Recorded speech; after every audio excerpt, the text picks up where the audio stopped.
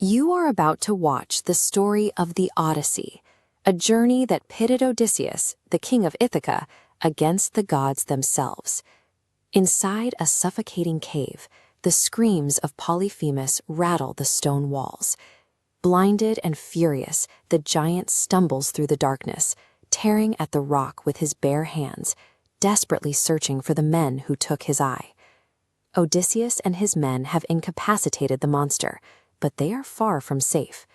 A massive boulder blocks the only exit, entirely too heavy for mortal men to move, leaving them trapped inside a pitch-black tomb. Drawn by the frantic cries, the neighboring Cyclopes rush to the cave entrance. They shout through the rock, demanding to know who has harmed their brother.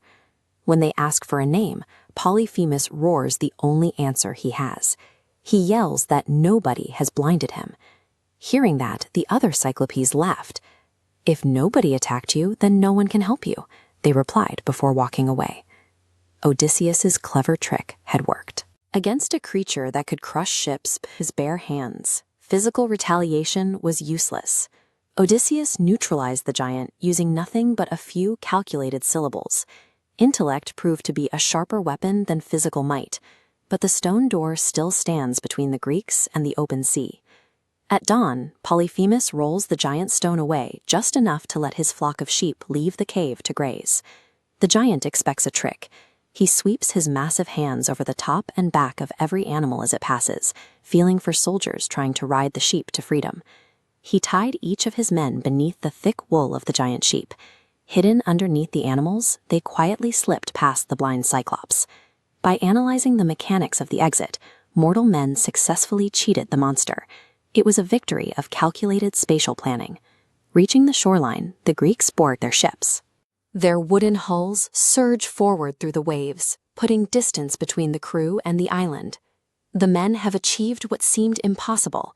They survived the Cyclops. But Odysseus cannot let his victory remain anonymous.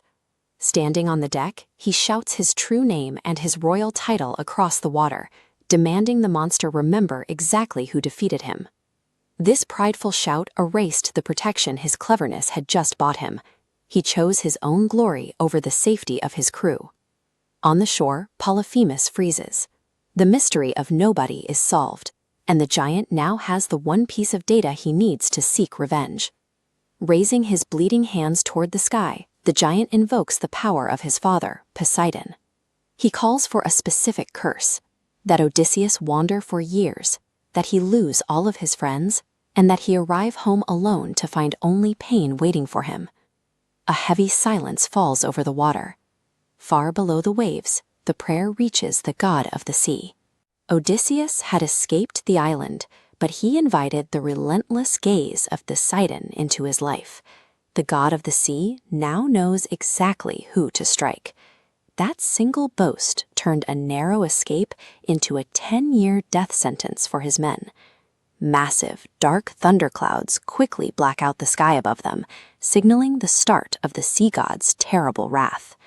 Directly ahead lies a mysterious island ruled by the Keeper of the Winds, a place that offers hope, but also another chance for disaster. To be continued in Part 5.